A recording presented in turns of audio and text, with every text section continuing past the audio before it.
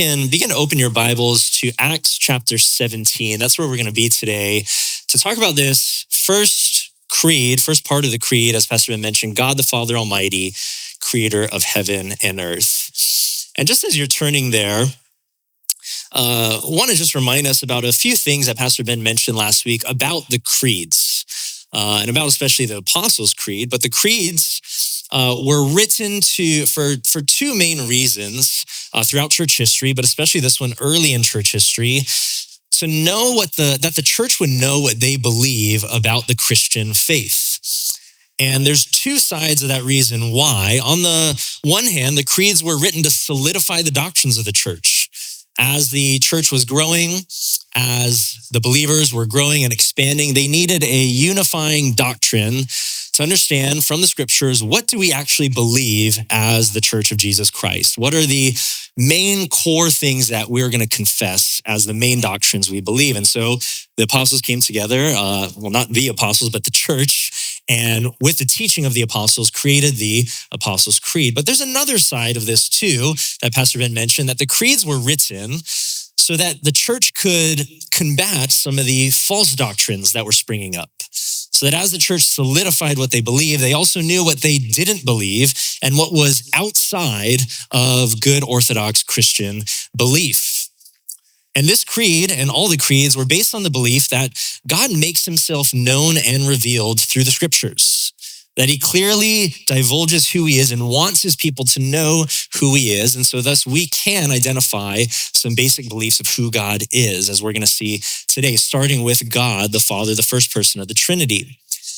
And that was in direct contrast to the surrounding nations and cultures about what they believed about the gods. All throughout biblical history, the gods other than Yahweh, the God of Israel, were gods that could not be fully known.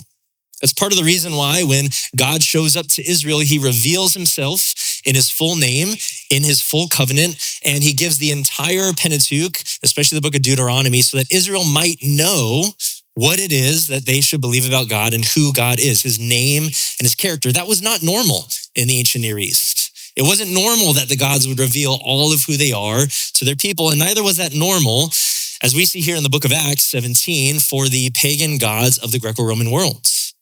The gods were largely unknown. And so the reason there were a multitude of gods was because the people were trying to discern who the gods were. They were trying to understand them. This was something that even one of the groups that we're going to see in the book of Acts believed about the gods. A group of philosophers named the Epicureans, whom Paul addresses here at the Areopagus. They were essentially functional atheists. They believed that the gods were out there, but they were not really fully known. New Testament scholar Craig Keener, he says this about the Epicureans. He says, it was foolish to try to discern God's nature. If there was a deity, he would consist completely of mind, and so believing in innumerable deities personifying vices, virtues, and so forth is absurd. Mortals divide deities into sections so they can worship what they most need. This was from Epicurus in the early 2nd or 3rd century BC. And even they were predecessors to atheists that believed the gods were simply unknowable. So to try to understand and know them was a empty endeavor. But the God of the Bible, as we'll see, reveals himself so that we might know him. But in this pantheistic Greco-Roman world, it was up to the diviners, the priests of the temples, the sorcerers, to try to understand the hidden knowledge, the secret things of the gods. And they would go into the temples, they would do their divination so that they could reveal some things about the gods. And the more that they could reveal about the gods and their wills, the more the people could amass these multitude of gods for their own power or their own life advancements. That's why there were over thousands of gods in Athens. They could go and find the right God for the right problem. And if they could understand that God's desires or nature, to placate or please that God and eventually add that God in to gain power over some area of their life that they needed that God to help them in. Now, we don't have a pantheon of gods like this. We don't have statues and idols to Artemis and the god of Ephesus and many different gods like that today. But I do think we still function in society in a similar pantheistic way. If you think about the way that we go about our lives, much of our life is about trying to amass the right knowledge or power so that we can better and advance our lives. We live our lives where we try to amass knowledge like God's so that we can advance our own lives. Let me give you some examples. We try to seek out the hidden knowledge and power of academics so that the more we know and understand in the world, the better grades we can get, students, the better schools we can get into, so the better jobs we can attain and gain for our own lives. Or maybe we seek out the knowledge and power of the God of finances. There's some secret hidden knowledge financially, and the more we can understand about investments, about financial knowledge and planning, the better we can advance ourselves. You know, it's fascinating to me when I think about this whole movement of financial planning, wise planning. I don't think that's a bad thing, but I think we can sometimes fall into seeing finances as a god and looking at brokers and financial assistants as our diviners. And the more we seek knowledge from them, we can advance for our own gain, money and investing and increase, who have secret knowledge of the economy and markets. And we try to tap into their knowledge for our own advancements. We also seek out the knowledge and power of the gods of self-help, personal coaching, fitness, healthcare, therapy. Each one of these categories functions as a small god that we try to understand and know so we can add into our pantheon of gods for our own advancement and betterment. Each one tends to provide some secret knowledge. You do these 3 dieting tips and you'll live a longer, healthier life. And by the way, you have to pay $59.99 a month to get that knowledge. If you implement these 4 fitness practices that I, as your fitness coach, can help you find, if you just pay $120 a month, you can be healthier, stronger, have more energy, sleep better at night. If you practice these 5 mindfulness techniques by paying $200 a session with some teletherapist, then you can really gain a handle over mental health. See, none of these things are bad in and of themselves, but when we start to look at them as little gods that we're collecting into our small temple of our lives, we think that the more we amass for ourselves, the better our lives will be. Our secular world is quite similar to the pantheistic worlds of the first age, the first century. So together, when we look at this in Acts 17, we're going to look at verses 22 to 28 and see how Paul, when we talk about who God is, Paul tries to reveal to this pantheistic Greco-Roman Athenian culture the true God of the Bible compared to the small gods of the culture. Acts 17, starting in verse 22. So Paul, standing in the midst of the Areopagus, said, "Men of Athens, I perceive that in every way you're very religious. For as I passed along and observed the objects of your worship, I found also an altar with this inscription, 'To the unknown God.' What therefore you worship as unknown, this I proclaim to you. The God who made the world and everything in it, being Lord of heaven and earth, does not live in temples made by man, nor is he served by human hands as though he needed anything, since he himself gives to all mankind life and breath and everything. And he made from one man every nation of mankind to live on all the face of the earth, having determined allotted periods and the boundaries of their dwelling place, that they should seek God and perhaps feel their way toward him and find him. Yet he's actually not far from each one of us, for in him we live and move and have our being. As some of your own poets have said, for we are indeed his offspring." So as Paul reveals to this Greco-Roman Athenian culture, the true God of the world and the Bible, over and against the small gods of their culture, what is the clear picture that we need today? The clear picture of, as we declare in the Apostles' Creed, God, the Father Almighty, creator of heaven and earth, how does that contrast with the little gods of our culture that we're so often prone to bowing the knee before and worshiping? And who is this God of the Bible that we can clearly see to fully understand this anchor point of the Christian doctrine and faith? And so we're going to look at this in 3 points of these 3 descriptions of God: Father, Almighty, creator of heaven and earth. But we're actually going to do it in reverse because that's the way that Paul reveals it in his passage. Let's start first with God, creator of heaven and earth. The first thing that Paul wants to make clear to the Athenians and in their culture is that God is the one that has created everything. He created all things in heaven and on earth. Verse 24, the God who made the world and everything in it, being Lord of heaven and earth. And I think there's two things that Paul wants to reveal about God as creator of heaven and earth, especially over and against the gods of the Athenian culture. The first one is that if God is the creator of heaven and earth, then that means he owns and has all resources in his hands. All resources in the world are his, and he owns them in his hands. Paul continues in 25, nor is he served by human hands as though he needed anything, since he himself gives to all mankind life and breath and everything. Now, this would have corroborated in some form with the Athenian gods and their belief about the gods. The Greco-Romans did believe the gods created the world and everything in it, but they didn't believe that those gods had full authority over their creation. There's many different mythologies, Greek mythologies about the creation of the world. One of the most common is that the world was created between battles of the gods, and out of their fighting and battles, the world came forth almost accidentally. But these gods were constantly vying and fighting for power over what came forth in creation. But no one deity had ultimate authority or control over that creation. They didn't have the resources at their disposal. And so just like the Greco-Roman gods, humanity believed, and we can, I think, feel this in somewhat as well, that life is almost like a zero-sum game. There's all these resources in the world that the gods are clamoring and fighting over, and so people as well are clamoring and fighting over, whether that be financial means, whether that be the right people or slaves, whether that be land.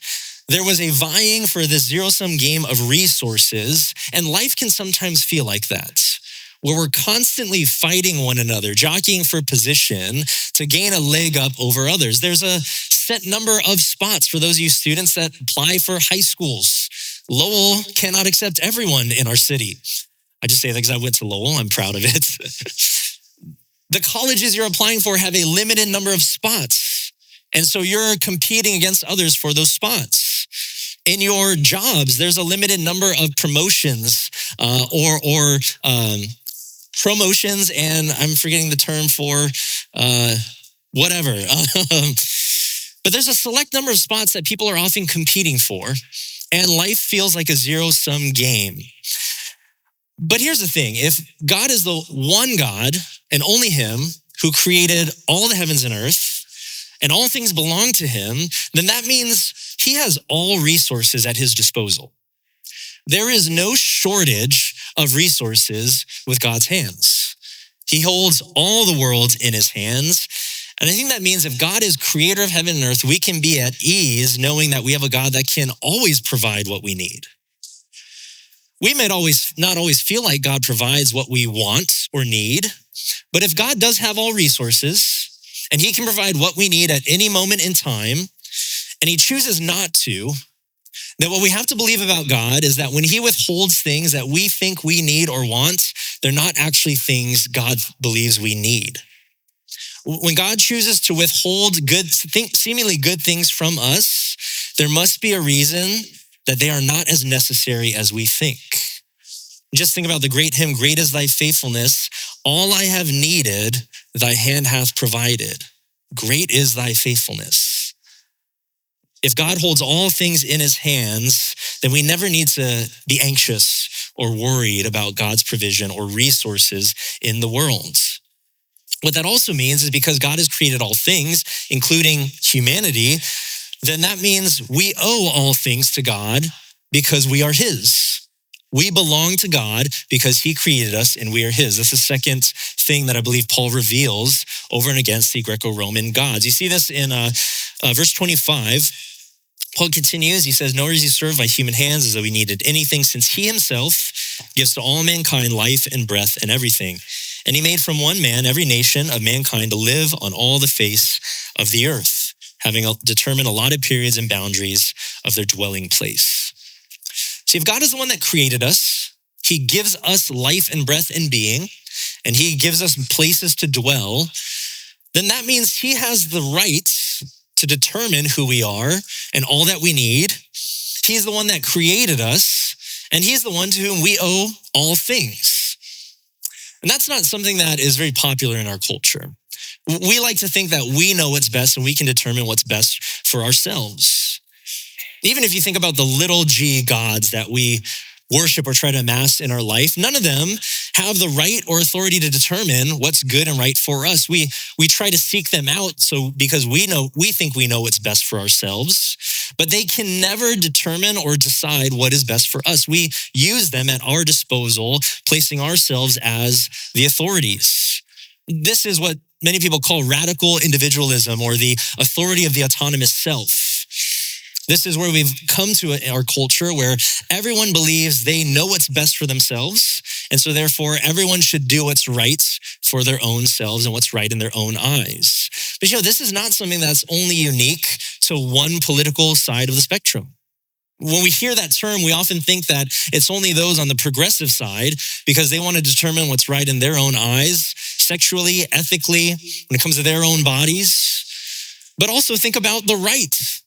The right side also believes that we should be able to determine our own rights and freedoms, and no one person or government should decide what we can or can't have. See, both sides of the political spectrum both believe in a radical individualism. And I get it. We often don't want to submit to another person's design for us. We don't want to submit to someone else's, what they should determine how we should live, because we so often see bad design in our lives. I often don't like to complain in sermons, but I'm going to complain this time, because last night, my wife and I, we went to a soccer game at Levi's Stadium. And if you work for Levi's or helped plan that stadium, I'm sorry, but come on. I've been to Levi's twice now, and every time I go there, I think this is the worst designed stadium I've ever been to. Anyone ever been to a Niners game? Yeah, it takes like 2 hours just to get into the stadium. The line is longer than Disneyland to get in. You wait in this long line trying to inch your way forward. And when we were waiting in line, one of the attendants came and said, "Everyone, please be patient. The ticketers are overwhelmed." To which I turned to my wife and said, "Yeah, because they didn't hire enough of them. We're standing in line, we're waiting, we're getting stopped up by the tickets." We eventually got in, enjoyed the game, but then I remember just thinking, we've done this before. We need to try to leave early because getting out is even worse than getting in. There's a long snaking line around all the turnstiles to finally get in the line to get on the tram. That then takes about an hour to wait for because they don't have enough trains lining up. So you have to wait for the regular schedule of every 10 minutes. It's a nightmare. My legs were killing me by the end of that night. And the whole time I was thinking, whoever designed this stadium, what were they thinking? And you know what I was also thinking, though? I was thinking about the other stadiums I've been to that are very greatly designed. What I was thinking of, there's a stadium in my mind that has great design, and that's Oracle Park. Thank you, Bobby Evans.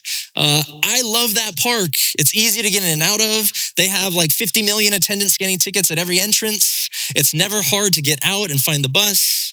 But because we so often experience bad design in our lives, we tend to think that, well, no one knows what's best for me but me. But if God is the one that created us, then he's the one that has the best design in mind for us.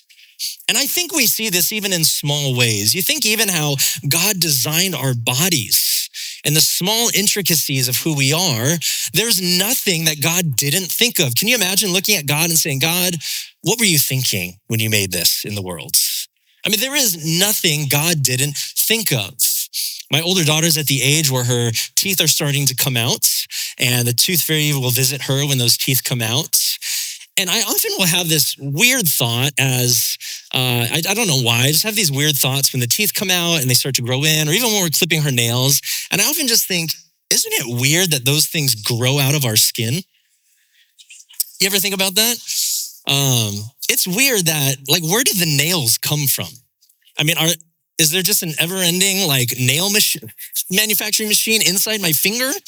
But I think about my daughter and I think, where did those teeth come from? I'm not a scientist or biologist. My wife always makes fun of me for not knowing anything about biology. So someone smarter than me can explain this. But just imagine with me, with my limited, small-minded ability, where did those teeth come from? Were our kids born with those bigger teeth in their tiny jaws?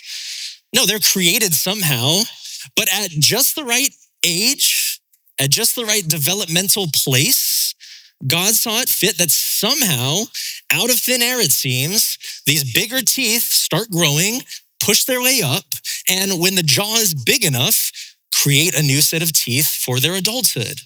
I mean, that is wild to me. I know, I'm not a biologist, but that is wild to me, seeing it in my own kids. There is nothing God didn't think of.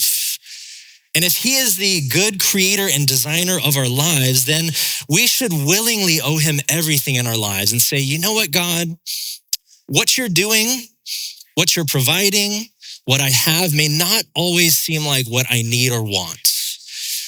But if you created the whole world, you have all resources in your hands, then I owe you my life and I have to trust your design and your plan is better than mine. God is the creator that has a plan. He's not just haphazard like the gods of the world. He's actually in control and he has all resources at our hands. So that means even when we feel the boundaries and limits, as Paul says, of our lives, as painful or limiting as they may feel, they're ultimately according to God's good design in creation.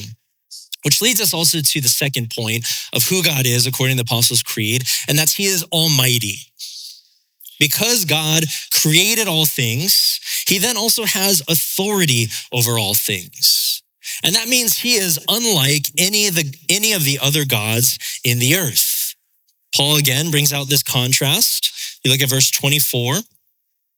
The God who made the world and everything in it, being Lord of heaven and earth, does not live in temples made by man. If you jump down a little bit further to verse 29, which we did not read, but we'll read here. Paul says, being then God's offspring, we ought not to think that the divine being is like gold or silver or stone, an image formed by the arts and imagination of man. Paul is going after the Athenian belief of the gods and much of the pagan world at the time that believed the gods resided in images that they made and temples that were man-made.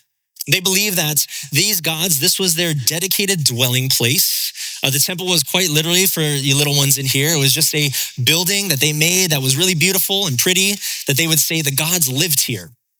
And that's where the gods resided. And so the priests, the sorcerers, the diviners, their job was to enter those temples, offer sacrifices, try to discern what the gods wanted, but they were confined and limited to that space. And what Paul is saying is, our God, he's not like these limited small gods that are bound by creation or are created themselves. Even the little g gods of our secular world of money and finances, of knowledge, of health and wealth and coaching and fitness and diets, they are all created things. They are bound by the created order. But what Paul is saying is, if God doesn't live in man-made temples, and he's not like the gods that reside in images that are formed from stone or metals, that means God is far above and beyond all things. The book of Isaiah tells us that the world, the universe, is God's temple, and the earth is his footstool. That means that God dwells everywhere in creation. He is not bound by his created order. He's above it all, which means then two things. God has authority over our steps. First thing God Almighty means is that God has authority over our steps. And Paul, why we use this specific term is because of what Paul says later in verse 26. He says in the second half of that, he says he determined allotted periods and the boundaries of their dwelling place.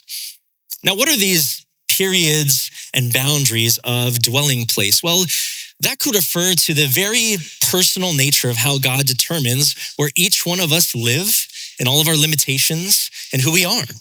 God created us, he has authority over us, and he then determines all these little steps. And I think most of us, if we've been walking with God for a while, for even a short amount of time, there are moments in our life where we point to situations and we can say, that only happened because God was orchestrating something with full authority in my life. The only way and reason that happened was by God's determining factors and his sovereignty over my own boundaries and dwelling places. I've shared before that my wife and I came to San Francisco out of some almost supernatural experiences when a job that was a shoo-in for her at a hospital in Los Angeles, the hiring person over the interview suddenly died the night before her interview. And she didn't get the job because no paperwork was done. That led to us staying to decide to move to San Francisco. But I also think about every time that we've tried to leave the city and doing so in a good conscience, following God's leading and call elsewhere, he's always barred the door from us. He's kept us where we are. Now, sometimes I felt frustrated by that because that meant that dreams of serving him overseas were gone. But at other times I've looked and marveled and thought, God has continually done what he's done to keep us here. And that means he has a good purpose in his authority in keeping us here. See, we can take comfort knowing that God, the creator of the universe, while he is so vast and large over creation, he's also so intricately involved in our own personal decisions. So whatever decisions that we need to make, especially those of you that are young adults looking at the next steps for where to live, where to work, are you going to make rent? Where are you going to find a new job or a new promotion? How are you going to find a spouse or to make a family? Those are all things that God has in his control, and it's up to him to determine and allot those periods. He will guide and determine our steps. But there's something a bit more fascinating in this statement that Paul says, because when he says that God has allotted or determined the allotted periods and boundaries, I don't think he's actually talking about individuals the way we often think about. Because the context of what comes before, Paul says that he made from one man every nation of mankind. See, what Paul is saying is God determined not just individual people, but entire nations. And he decided and determined where those nations would live on the face of the earth, the periods they would inhabit, and the boundaries of their kingdoms. And so the second thing in God being almighty is that God has authority over all kingdoms. That means that God has complete authority over all of the geopolitical kingdoms on the face of the earth for all time. He determined when the Greco-Roman would rise and fall and where its boundaries would be. As we saw in the book of Habakkuk, he determined how God would raise up the Babylonians to take down the Assyrians. He determined all these different kingdoms of the earth according to his plan. This is something that I think is drawn, as much as Paul is contrasting with the Athenian culture, this is also drawn from the book of Job. In Job chapter 12, verses 23 to 25, Job, the reason there's correlation, there's a couple things in these verses that Paul borrows language from. Job 12:23, Job says of God, he makes nations great, right? Not political leaders. He destroys them. He enlarges nations and leads them away. He takes away understanding from the chiefs of the people of the earth and makes them wander in a trackless waste. They grope in the dark without lights, and he makes them stagger like a drunken man. God has authority over every single kingdom. And so as much as it may seem at times like our world is in political turmoil, as hard as it is to believe, nothing happens outside of God's determining of periods and boundary markers. He has authority over all kings and kingdoms, over all nations and rulers, over politicians and plebeians alike. God has all authority over any one nation and kingdom that has come before, that is now and will come after. Nothing happens outside of his hands. Now that means that all of our hope for this world can never be in the hands of political leaders or rulers. You see, the moment we start to think that our hope for our nation or the world resides in one elected official or another is the moment we actually lose our grip on God as Almighty. And we start to place the Almighty in a person and a human created being. See, the Christian knows that our world or our nation is not doomed if it falls into the hands of the left or the right. We're more honest than that. We know the world is doomed regardless of whose hands it falls into. We know that left to human hands, whatever their policies, we will be doomed. But thanks be to God the Almighty that the world is never outside of his hands. He always has the world in his hands. And so that also means that God will always overcome all evil and injustice in the world. He may not do it in the exact moment we want or the way we seek or desire, but all opposing powers and authorities, God will always overcome. If not now, then at the end of time. God being almighty means that none can stand against him. Because if all the creation is his, and he has authority over all of it, and as Paul said, God does not dwell in limited human temples, but the earth is his dwelling place, then that means this is God's house. In the words of Dikembe Mutombo, not in my house. What that means then is all evil, all injustice, Satan and his minions, they're just visitors passing through God's house. This is not their dwelling place. This is God's. So that means he is mightier than any injustice or evil or powers committed, whether against public figures, schools of children, vulnerable refugees, or helpless immigrants. Whatever opposing powers, evil, or injustice may rise up, God will eventually squash them because he's going to say, not in my house. It may not be until the end of time, but that's what it means for God to be almighty. We have this promise that all the creation is his, so all authority is his. And we have a promise that God will bring about justice according to his kingdom, because he is not just a God that is far off in distance, as the Athenians believed. He's a God who's near and cares. This brings us to our last point. God is Father. The last and final point Paul makes his case against the Athenians about God is that he's a father. Verse 28, for in him we live and move and have our being, as even some of your own poets have said, for we are indeed his offspring. You know, for the Athenians in their culture, they had ideas that the gods created the earth. They had some ideas that the gods had authority over the earth. But there was always a question of, were the gods good?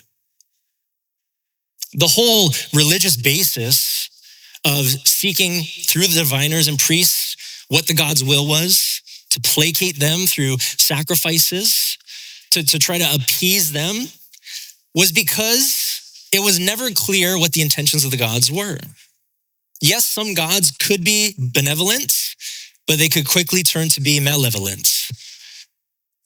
There was always a toss-up. Even Stoics believed that the gods controlled everything. They believed in Zeus, the supreme deity that permeated creation. But evil and injustice existed in the world because either of the gods' indifference or their outright interaction in human history. So how could we trust that we have a good creator, a God who is good in his almighty power and authority? And Paul answers this with two poems that we just read. Two poems that the Athenians would have held as authoritative. Now, we don't often think of poets as authoritative for life. Poets tend to be helpless romantics, heads in the clouds. But for them, poets saw life as it was and made statements that were authoritative. That's why Homer and his Iliad was one of the most authoritative texts for all of life. It was similar to the prophets for Israel. That's how the poets were seen. And so when Paul quotes these prophets, he's using their own authoritative people to make a couple of cases about God's fatherhood and to show that he really is good.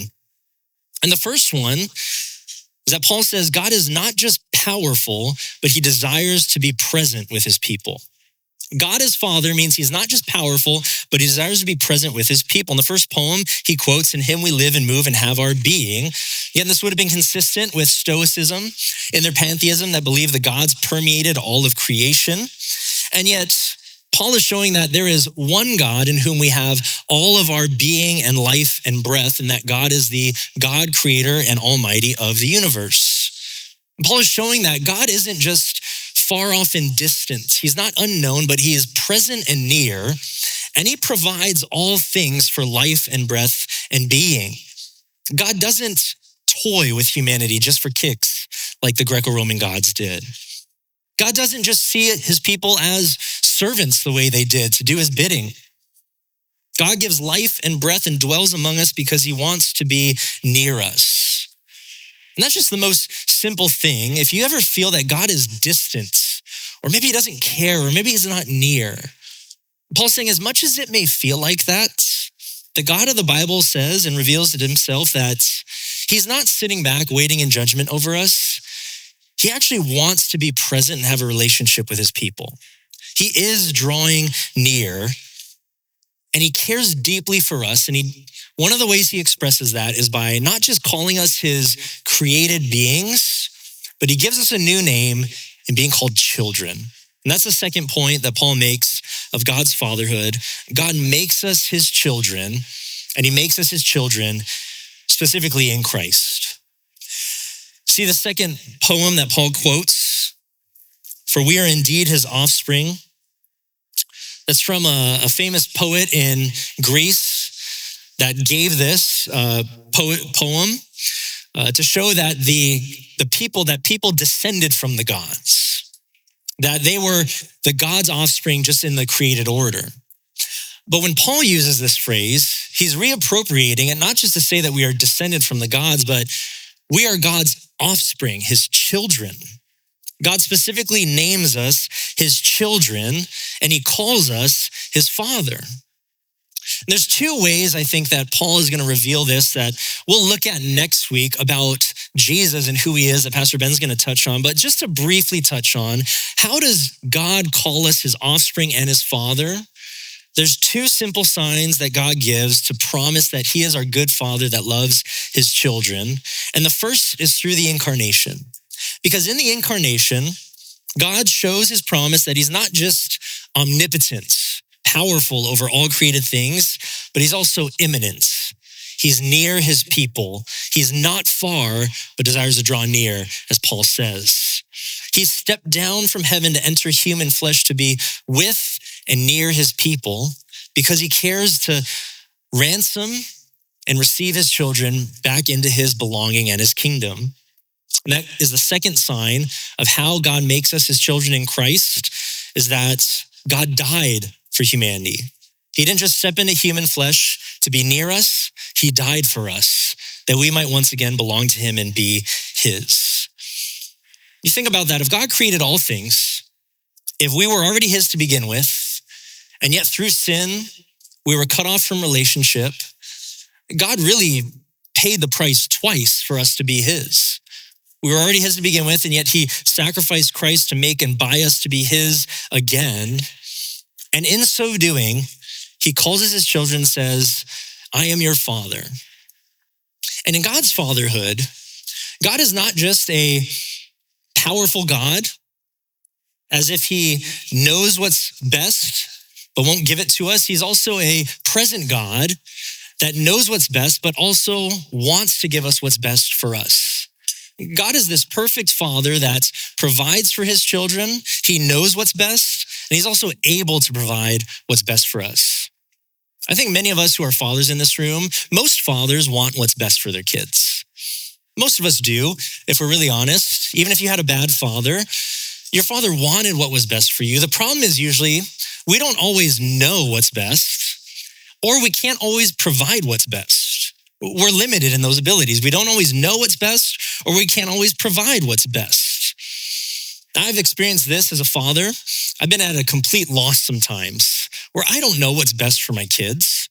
I always think about my oldest child as just one lifelong trial and error process where I'm just trying to figure out how to do this. I remember especially early on, I didn't know what I was doing. And even today, I feel like every day is like a pop quiz as a father. You don't know what you're going to get on the test. You don't know which methods to use to solve the problems. Should I do gentle parenting in this situation? Should I be authoritative in this situation? Which style will be better for my kid, will be best? Should I helicopter more or less and back off? If my child falls and scrapes her knee off the jungle gym, should I run in to show the compassion of a good father, scoop her up in my arms and show her I love her? Or is that coddling her and not building resilience in her? So should I just kind of stand back and smile and say she can do it on her own? I mean, it's a big toss-up. We often don't know what's best. And so we need a greater father that does know what's best. But there are other times where I know what's best, but I can't personally give that to my kids. There's moments where I know what's best, but I'm not able to do what's best. I remember this very clearly as a young father of a newborn child. Anyone with a newborn will feel this, where in the middle of the night, in the first week or two, you're trying to just keep the kid alive by feeding them. Like, just eat and don't die. That's the goal of having a kid, right?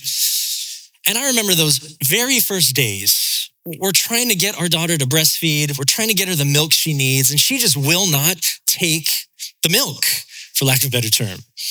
She won't feed.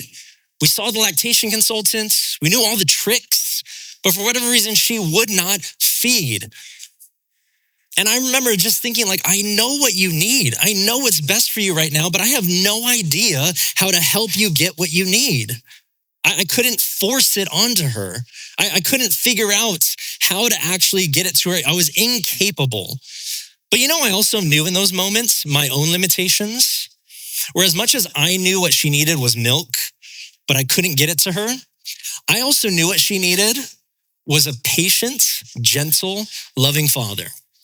But all I could give her in that moment, honestly, was a sleep-deprived, at my wit's end, frustrated father. See, I even knew what she needed in my own being as a dad, but because of my sinful limitations, I just couldn't provide that for her.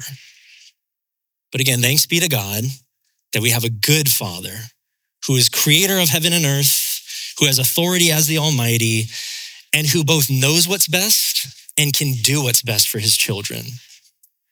That doesn't mean he will always do what we want or need, but we know we can trust him over against all the gods of the earth, over all the small g secular items and things in our world that tells us if you amass this god or this wealth or this item, then you'll advance your life. We can trust we have a God that guarantees our best in Christ, because that best will always be to make us like Christ as he pours that blessing on us as a good father does.